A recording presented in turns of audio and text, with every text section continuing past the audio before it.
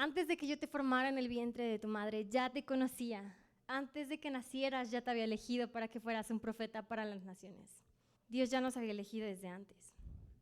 Y como no tengo todas las respuestas para decirte tu llamado es este o este o este, vamos a orar y pedirle a Dios que Él nos ayude a guiarnos.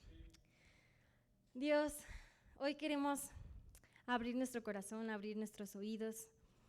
Queremos escucharte, Señor, queremos saber qué propósitos has puesto en nuestras vidas, cuál es tu voluntad para nuestra vida.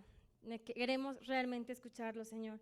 Si ya tenemos algo claro que tú nos has dicho que hagamos, Señor, ayúdanos a reafirmar la confianza en ti, Señor. Pero si no tenemos aún nada, si no sentimos que tú hayas puesto algo aún en nuestro corazón, ayúdanos a entender y encontrar esos propósitos, Dios. Gracias, en el nombre de Jesús. Amén. Desde que yo empecé a ir a la iglesia, bueno, siempre fui a la iglesia, pero a la iglesia a la que decidí ir a los 12 años, yo firmemente creí que Dios tenía un propósito para mi vida. No tenía idea de cuál. Nunca entendí, bueno, no puedo decir nunca, pero no entendía exactamente a qué se referían con un propósito o llamado para mi vida. Creía que había uno, pero no entendía cuál era. Entonces, a pesar de que yo seguía sirviendo e iba a todos lados a donde llamaban, ahí estaba Magdiel. Pero frecuentemente entre nosotros, entre amigos y entre los líderes nos preguntábamos, ¿cuál es tu llamado? Como para saber para dónde vas, ¿no? Como qué es lo que quieres hacer, hacia dónde te dirigimos. Y casi todos siempre sabían cuál era su llamado. O sea, era como, pues yo voy a ser pastor, pues yo voy a ser líder de alabanza, etcétera, ¿no? Y Magdiel siempre era como, pues todavía no me dice Dios, espérame. Había cierta presión porque Dios nos dijera ya, como, ya Dios, pero ya queremos saber. Entonces todos a los 15 años ya estaban seguros de su llamado. Hoy lo pienso y digo, creo que a los 15 años no puedes estar tan seguro de cuál es el propósito total para tu vida. Creo que falta madurez, falta conocer mucho más de Dios. Quizás puedes tener una idea, un anhelo, pero no saber completamente cuál es el propósito de Dios para tu vida. Entonces, en mí había cierta frustración porque todas mis amigas ya tenían un plan súper estructurado, súper padre. Ya me voy a casar a esta edad, voy a tener hijos a esta edad, voy a hacer mi llamada a esta edad. Yo no, espérame. Y para mí era frustrante, era triste saber que yo no sentía que Dios me hubiera dado algo específico para mí. Entonces, cada vez que pienso en cuál es el propósito real para mi vida, cuál es el propósito específico para mi vida, y no lo encuentro, pienso en esta historia, en la historia de Esther, que pueden encontrarla en la Biblia. Hay un libro entero, se llama Esther, por si no lo encuentran, se llama Esther, está bien fácil. Está en el Antiguo Testamento. Y cuando trato de relacionar mi vida con la historia de Esther, no es que yo después me vaya a ser una reina, ¿no? Como Esther, pero quiero encontrarle un sentido a mi vida. Entonces pienso en esta historia y si no se la saben, pues se las voy a contar un poquito. Súper rápido, pero la pueden leer. Está cortita, pero la pueden leer cuando ustedes quieran. Esther es una joven judía que vive en la era donde está Persia y Media reinando fuertemente. Entonces los judíos están ahí dentro. Y ella es judía. El rey se llama Asuero. Este rey le encantaba hacer fiestas, todo el tiempo hacía banquetes. No sé, Persia se me hace tipo Dubái, así con muchísimo dinero. Como que toda la gente quiere ir ahí, al menos a visitar, quiere estar ahí.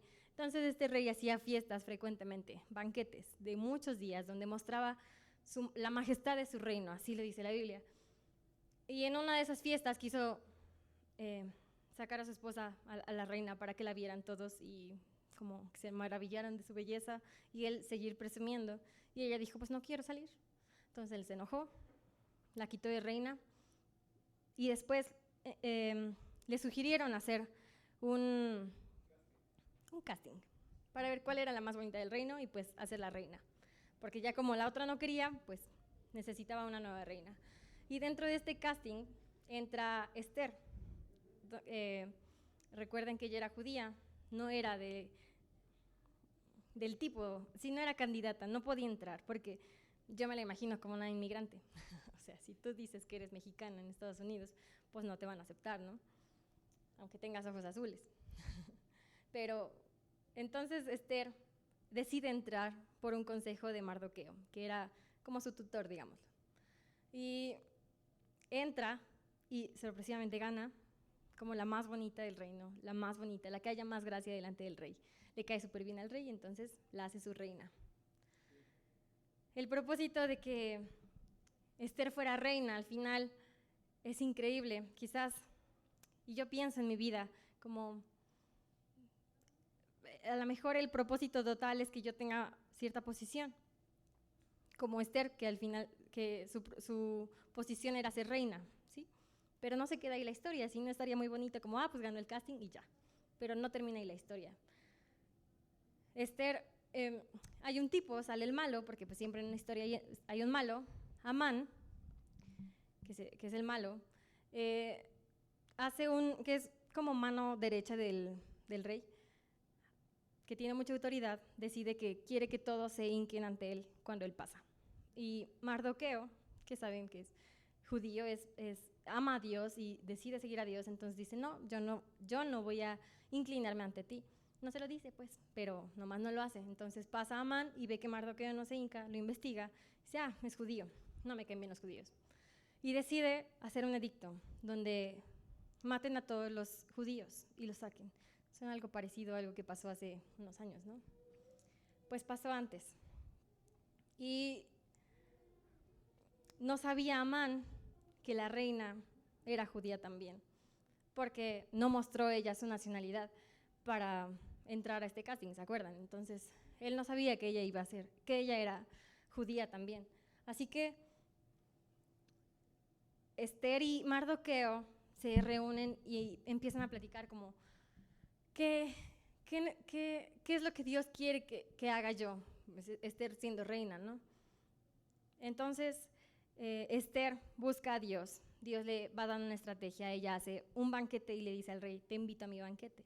A él le gustan mucho las fiestas, entonces lo invita a su banquete. Llega el rey al banquete de Esther y está tan contenta, está tan feliz de estar en ese banquete que le dice, Esther, reina mía, ¿qué es lo que quieres? Si quieres hasta la mitad de mi reino te puedo dar, pero dime qué quieres. Ella muy contenta, pues gracias, ¿no? Pero te invito mañana a otro banquete. En ese banquete estaba Amán y al día siguiente entonces el rey le vuelve a decir, Esther, ¿qué es lo que quieres? Si quieres hasta la mitad de mi reino te daré.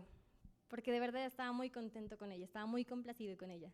Entonces ella le dice, bueno, es que Amán hizo este edicto y pues resulta que yo soy judía. Entonces, ¿qué pasará? El rey se enoja mucho y dice, yo no sabía de ese edicto. Entonces manda a sacar a Amán. Gana la estrategia que Dios le había dado a Esther. Resulta perfecta. Y Esther halla gracia delante de los ojos de su rey y termina en un final feliz. Pero entonces, el final de la historia de Esther no termina en que ella fue reina. Tuvo un propósito mucho más grande. La posición que Dios le había dado era un medio para que ella alcanzara a salvar a toda una nación, a todo el pueblo judío. Ese era el propósito, salvar al pueblo. Quizás aún nosotros no encontramos el propósito para nuestras vidas. Quizás puede ser difícil entender cuál es el propósito de Dios para nuestra vida, pero puedes estar seguro que el propósito involucra salvar a la gente, así como en la historia de Esther. No importa que no sea salvar a todo un pueblo, a todo el pueblo judío, si viene otro nazi a querer matar a los mexicanos. No importa que no sea salvar a todo tu pueblo mexicano. No importa que no sea salvar a todo el pueblo. Quizás lo que Dios quiere de ti es solamente que logres salvar a tu familia. A lo mejor es solamente lo que alcanzas a ver. Y eso me hizo recordar a Abraham. Dios le prometió una gran familia, una gran nación. y lo único que él alcanzó a ver fueron 2 hijos. No alcanzó a ver a todo el pueblo, que eran incontables como las estrellas del cielo. Alcanzó a ver nada más a 2 hijos. Pero él tuvo fe, y por su fe se logró ese pueblo. No lo alcanzó a ver. Igual Moisés hizo algo increíble con el pueblo de Israel, lo liberó, pero no alcanzó a conquistar la tierra prometida, que era el fin. Quizás como estos personajes, también está Timoteo, que me encanta que él escribió las cartas de 1 y 2 de Timoteo. Y estas cartas impactan tanto nuestras vidas actualmente, que creo que Timoteo no alcanzaba a ver que esas cartas que él escribía a su iglesia iban a ser de tanto impacto para la iglesia actual. Estos personajes tuvieron posiciones altas, pero no se trataba de lo alto de la posición, sino de la salvación que iba a llegar por medio de ellos, porque la posición es lo menos importante. En Efesios 4:11 le llaman los 5 ministerios. Jesús fue quien les dio a unos la capacidad de ser apóstoles, a otros la capacidad de ser profetas, a otros la de ser evangelistas, a otros la de ser pastores y maestros. Son 5. Estos 5 ministerios como que resumen lo que la iglesia puede hacer. Como si no pudieran hacer nada más, solamente estos. Pero no es todo. Dios tiene muchas más capacidades para nosotros. Actualmente creo que esto se ha transformado en solamente títulos y posiciones que la gente ha adquirido o ha tomado para sí, para la iglesia. Y todos se están peleando nada más las posiciones. Pero, ¿qué es realmente cada una de estas capacidades, de estos ministerios? ¿Qué es cada una de ellas? Quizás la gente se ha autollamado pastor, pero ¿qué es un pastor? ¿Realmente son pastores estas personas? Un pastor, el de las ovejitas, de los animalitos, ¿qué es lo que hace? Cuida sus ovejas, ¿no? Con su palito, las va guiando para que no se pierdan, porque no son muy listas las ovejas, entonces pueden caerse de la nada, o pueden, aunque ven que todas van para allá, dicen, pues no, yo me voy para acá, y se van con el lobo. No son muy listas las ovejas, y el pastor es el encargado de ayudarles, el encargado de guiarlas, de darles de comer, de hablarles, de espantar al lobo, etcétera, ¿no?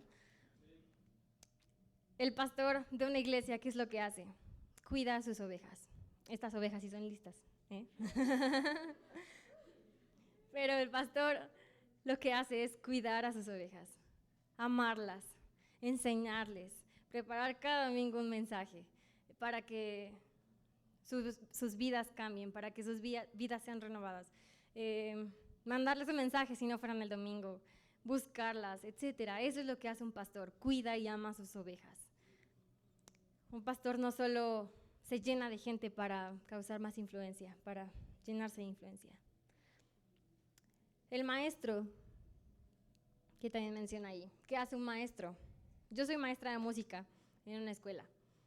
Es una súper responsabilidad ser maestro, tener a cargo niños, porque tengo desde los más chiquitos a los más grandes, y los chiquitos les encanta meter el dedo en el sacapuntas. Es una responsabilidad enorme tener a un grupo de niños, que si estás poniendo atención a este y el otro ya metió el dedo, ya se cortó el dedo, entonces es mucha responsabilidad. Ese es un ejemplo burdo, pero lo que hace un maestro es enseñar, como lo dice la palabra. Enseña, da todo lo que tiene para que sus alumnos aprendan. Lo que yo enseño es música, y yo cuando estaba haciendo mi planeación decidí poner, quiero enseñarles a los niños, adolescentes y jóvenes, todo lo que yo sé de música, todo. Quizás no lo aprendan como yo lo aprendí, quizás no lo enseñe como a mí me lo enseñaron, pero quiero que todo lo que yo sé, ellos lo sepan, para que puedan hacerlo bien, o mejor que yo. Y esa es la responsabilidad de un maestro, enseñar, dar todo lo que tiene, y que al final como dicen, el alumno supera al maestro, ¿no?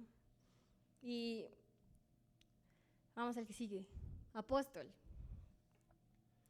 ¿Saben qué es un apóstol? Porque cuando yo escuché estas personas, estas palabras, que apóstol suena como, apóstol aquí, intocable, arcángel casi. El apóstol es el encargado o es el que planta iglesias, el que entrena a pastores, les enseña todo lo que sabe y los manda a plantar iglesias. Suena fácil, suena como, yo quiero ser apóstol, entonces. Pero creo que es difícil lograr soltar a alguien que has preparado tanto, que te ayuda tanto, que es increíble, y soltarlo como, está bien, voy a plantar una iglesia lejos de mí. Creo que eso es difícil. Conozco a muchos pastores que han hecho esto, que han ejercido un apostolado y no se llaman apóstoles. De su corazón ha salido a hacerlo, pero no se llaman apóstoles a sí mismos. Eso lo admiro más que a los que conozco y se llaman apóstol y se presentan como, hola, yo soy el apóstol tal, y yo, perdón. Aprecio más a los apóstoles que de verdad lo son, que de verdad lo hacen con su corazón. También tenemos a los profetas. También es el profeta, como cuando se presentan como, yo soy el profeta tal, es como, ¡ay! Sí. El profeta es el que habla de parte de Dios. Es tan sensible a la voz de Dios, es tan sensible a la voluntad de Dios que puede hablarlo. Creo que eso es algo increíble, no increíble, pero es súper padre. Yo no creo ser tan sensible a la voz de Dios como para, en un momento, nada, como Dios me dice que no creo hacerlo. Pero creo que todos tenemos la capacidad de escuchar la voz de Dios para nuestras vidas. El evangelista, que es otro de los que dice ahí, ya termino con el quinto. El evangelista, pues bien fácil, igual como su palabra lo dice, pues es el que lleva el evangelio, ¿no? ¿Qué es el evangelio? También lo dice como las buenas nuevas o las buenas noticias, que es que Jesús murió por nosotros, que vino a darnos salvación, etcétera. Todo eso. El evangelista es el que tiene una facilidad para hablar de eso, para hablarlo en cualquier momento, a cualquier persona. Conozco a un par de personas, por ejemplo, el papá de Uri o mi papá, que te acaban de conocer, te están vendiendo algo y ya te están compartiendo al mismo tiempo. Así de fácil, no les cuesta nada de trabajo hablar de Jesús. Mi papá es un excelente vendedor y creo que esa capacidad de vender le da la facilidad de también vender el evangelio. O sea, no es que lo vendas a un precio, es que lo sabes presentar. Y me impresionan estas personas. Yo no creo ser una evangelista porque también me cuesta un montón de trabajo hablar, pero creo que es algo que Dios ha dado a cada uno de nosotros, el saber hablar a la gente. Y no solo saber, sino el tener que hablar a la gente y compartirles de su palabra. Todos necesitamos esta capacidad, este poder. Yo durante muchos años serví en la iglesia, en el grupo de alabanza, y aunque me encantaba hacerlo, yo no sentía que de parte de Dios fuera pues tú vas a ser líder de alabanza. Creo que el propósito que Dios tenía para mi vida era, sí, me sirve haber sido corista miles de años, pero nunca creí que ese fuera el propósito final de mi vida. Entonces seguí buscando y entendí que el propósito para mi vida no bastaba solamente en la música, sino en el que todos tenemos, que a veces lo mistificamos un montón y hacemos como, no, pues es que solo hay 5. Si no eres evangelista con título, o sea, te gradúas de evangelista, no sirves en la iglesia. No es cierto. Todos somos evangelistas, todos somos capaces de hablarle a la gente de Dios, porque Dios siempre nos presenta personas con necesidad. ¿sí o no? En cualquier momento Dios te presenta así oportunidades en donde lo único que puedes hacer es hablar, aunque no quieras. A mí me ha pasado que luego no quiero. Es como, no, Dios, me da pena, no quiero. Pero es una oportunidad tan grande de presentarles la salvación a la gente, de presentarles a un Dios que salva, a un Dios que cambia vidas, así como lo hizo conmigo, así como lo hace con nosotros, presentárselo a la gente. Robert Barriger dice una frase que me encanta: todos somos hacedores de milagros. Todos somos hacedores de milagros. Estoy segura que aquí muchos de nosotros seremos alguna de estas cosas, o más cosas, o todas, en una sola persona. Pero también creo que justo donde estamos, ya somos instrumentos de ese milagro. Ya somos instrumentos y ya podemos hacer milagros. No necesitamos graduarnos. Sí, existen los institutos bíblicos y está padrísimo y qué bueno que los estudiamos, pero todos en el lugar en donde estamos somos capaces de ejercer ese llamado. No es tan complicado, no es tan complejo entender cuál es mi llamado, la pregunta inicial. ¿Cuál es mi llamado? Si lo resumimos en esta prédica, nuestro llamado es hacer llegar a la gente la salvación. Y si lo hacemos más fácil, pues salvar a la gente. No es porque nosotros lo hagamos, o sea, Jesús ya lo hizo, es lo más importante, Jesús ya lo hizo, nosotros solamente tenemos que hacer llegar la salvación. Y precisamente el ejemplo más claro que tenemos de este tema, de la persona que más gente salvó, pues fue Jesús. Jesús fue conocido como el Salvador. Sí, fue conocido como el Maestro, fue conocido como el Pastor, como el amigo, no sé, muchas cosas, pero sobre todo Jesús fue el Salvador, al que llamaban el Mesías. Mesías significa Salvador. Y si Jesús cumplió eso en la tierra, eso es lo que nos deja también a nosotros hacer. Y lo dice en Marcos 16:15. Es una cita muy conocida. Entonces les dijo: vayan por todo el mundo y prediquen la buena noticia a todos. Es lo único que nos deja. No, no es lo único. Hay muchas cosas que también nos deja para hacer. Pero esta es de las más importantes. Vayan por todo el mundo y prediquen la buena noticia a todos. Es lo que Él hizo, es lo que nos deja a nosotros. Porque lo valioso no es la posición, no es la posición que ocupemos, sino el evangelio. Eso es lo valioso. Quiero recordarles la cita que leímos al principio. Jeremías 1:5. Recuérdenla. Antes de que yo te formara en el vientre de tu madre, ya te conocía. Antes de que nacieras, ya te había elegido para que fueras un profeta para las naciones. Si tú olvidas o ignoras o de repente vuelves a pensar, no, pero ¿cuál será mi propósito? ¿Cuál será mi llamado? ¿Qué es lo que Dios quiere de mi vida? ¿Por qué me tiene aquí? ¿Por qué me está haciendo pasar por esto? Vuelvo a recordar esta cita. Te elegí para que fueras un profeta, para que escucharas mi voz. Eso es lo que hace un profeta, ¿se acuerdan? Escucha la voz de Dios y puede hablar de parte de Él. Te elegí para que escucharas mi voz, te elegí para que hablaras de mí, de parte de mí. Te elegí para que le hablaras a la gente de mí. Estés donde estés, aunque no hayas viajado, aunque no hayas estado en una plataforma enorme, te elegí para que hablaras de mí. Cuando yo olvido esto del propósito para mi vida, curiosamente mi mamá siempre me cuenta una historia, la historia de cómo, bueno, no tanto la historia de cómo llegué al mundo, pero me recuerda cómo no me esperaban, llegué nomás de chiripa. Ella no quería que yo naciera porque se estaba separando de mi papá. Entonces,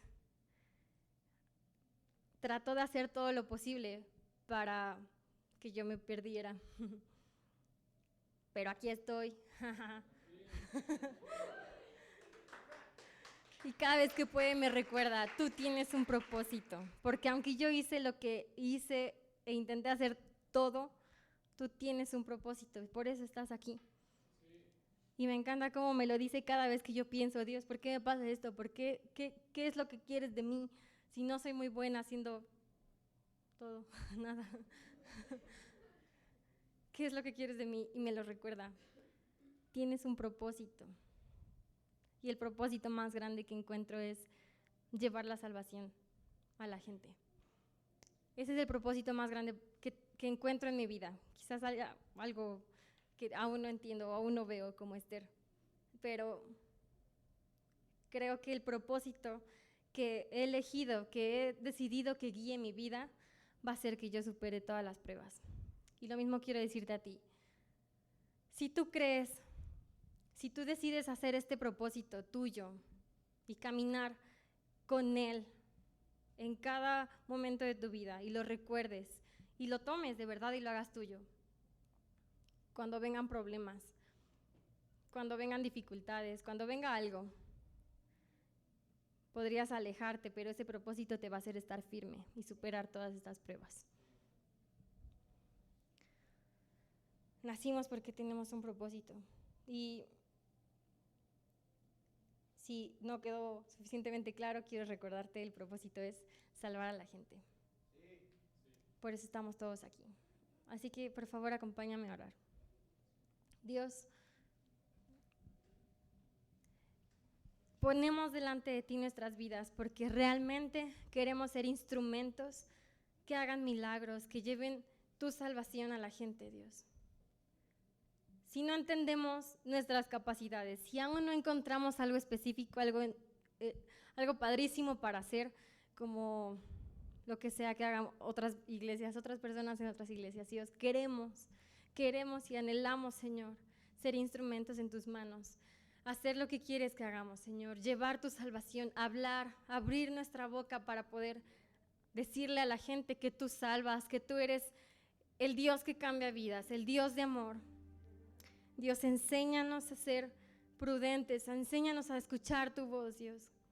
Si nos elegiste desde antes, si tenías propósitos para nuestras vidas, Dios, enséñanos y recuérdanos tus propósitos. Recuérdanos que podemos escuchar tu voz. Recuérdanos que podemos hablar de parte de ti, que podemos enseñar a la gente, que podemos hacer llegar tus propósitos, tu salvación a la gente. Recuérdanoslo.